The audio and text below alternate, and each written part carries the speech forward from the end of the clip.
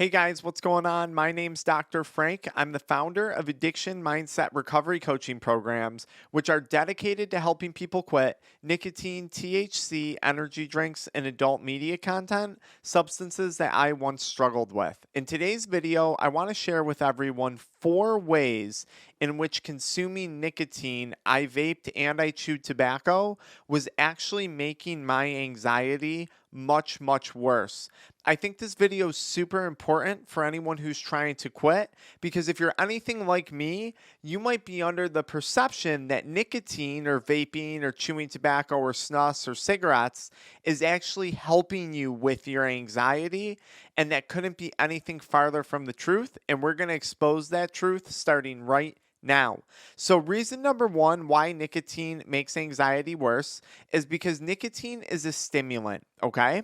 And when we consume nicotine, yes, our body releases dopamine, but it also releases adrenaline and norepinephrine. That's why people get that little kick after taking a hit of a vape or a cigarette or chewing tobacco, Nicorette gum, whatever it is.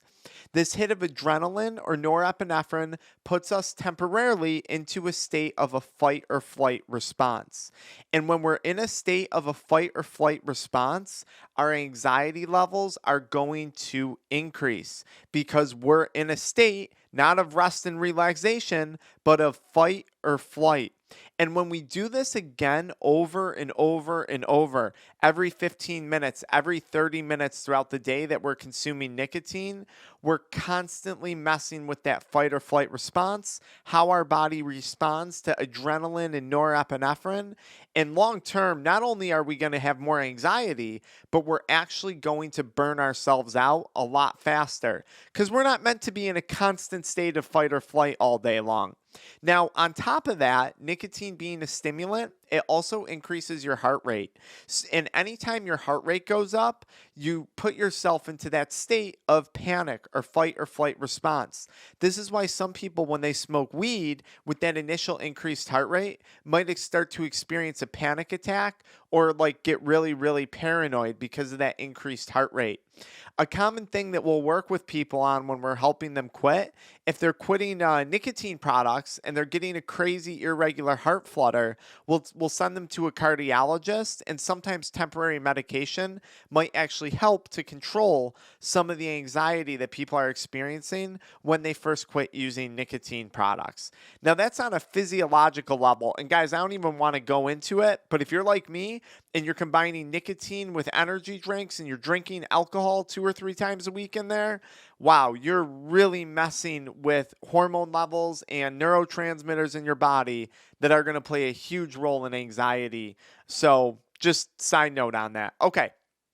Reason number two, nicotine increases anxiety is because it lowers our confidence. And this was super deep to me, or it cut really deep to me because I am an entrepreneur and I'm in business for myself. And if you're in business for yourself, one of the biggest things you need is confidence. Okay. You need to be firm in your decision making in order to get to that next level of success, typically in your career. Now, how does nicotine damage this? I would tell myself day in and day out that I was going to quit. I'd say, okay, Frank, today's the day you're going to quit vaping. Today's the day you're going to quit chewing tobacco. And then I would fall back on that promise that I made to myself. And that is a easy way to really, really damage one's self-confidence. And the less confidence we have, the more anxious we're going to be. This has been proven time and time again in the literature. Less confident people are more anxious people.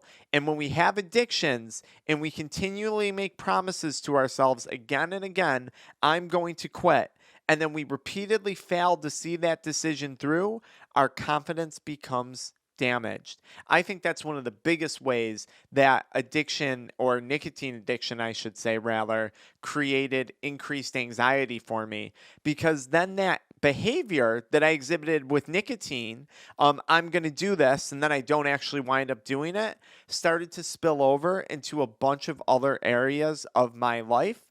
And that became extremely damaging in my relationships, my business, my physical health, my mental health. All those things took a toll because of that decreased confidence that I was experiencing due to active nicotine addiction.